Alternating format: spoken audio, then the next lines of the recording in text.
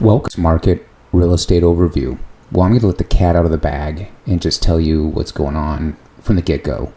The market's generally in balance. All right, now I'll get into details and you can see if the data supports the statement. So the first thing we're going to look at is median sales price, and you can always think of that as average, close enough. And look at the gold bars, look at the furthest one to the right, and the median sales price is really close to where it was last month at, now it's currently 435,000.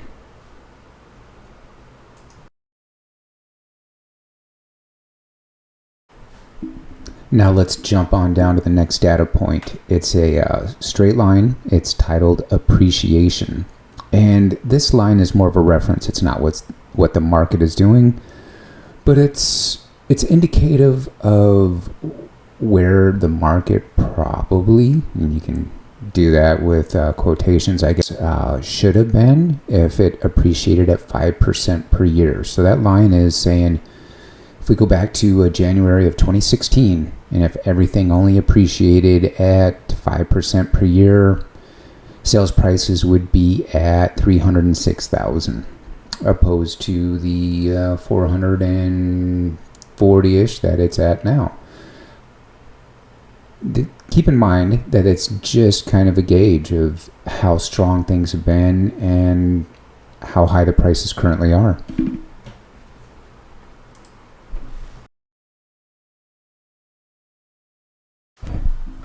Let's take a look at the next line, inventory. It's the pink dotted line.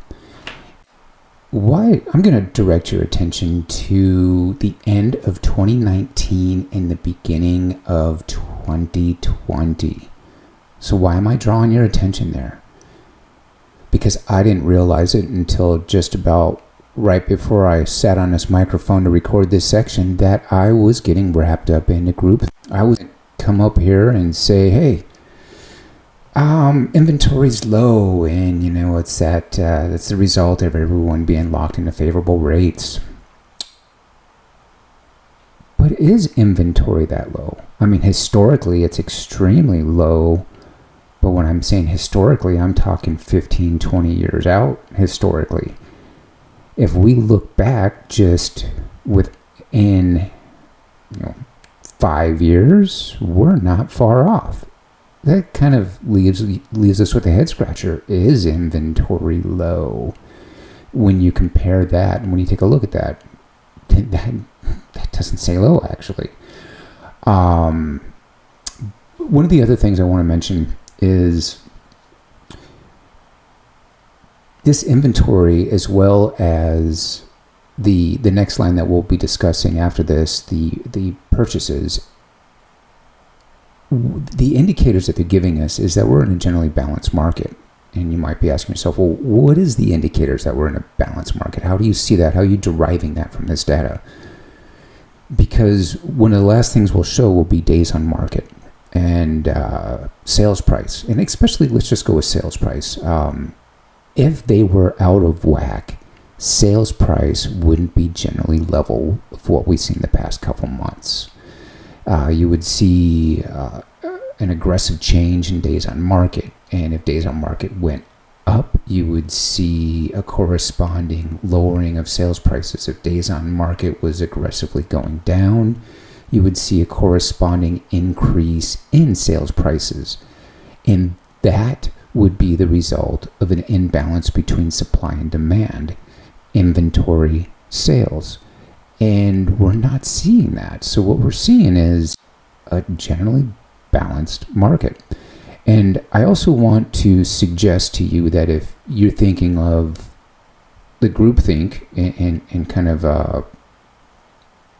just like I was influenced by it and just about led in with it, once you take a click on an image at a video that I've done at the end of this presentation, which goes into why homeowners being rate locked or locked into a favorable rate really doesn't impact our net inventory of homes. And the findings might be kind of surprising for you.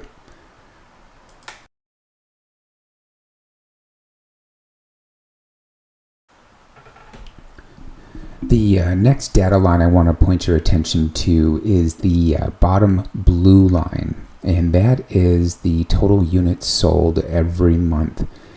And what's interesting here is August numbers are just reported, so the last one that we're seeing is August. If you compare August to July, I think the difference was about plus for a gain of roughly 300 homes per month.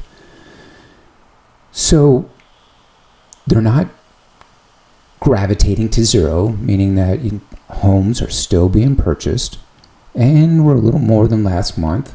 Okay, so we're down a little bit, but they're still being done, and there's not a sharp decline down. And I had just asked myself the question, what's that telling us? You know what that's telling us is for 6,095 people, that interest rates weren't too high. Interesting. For a good chunk, for every single buyer, which is a decent amount, they can still make it happen with current interest rates.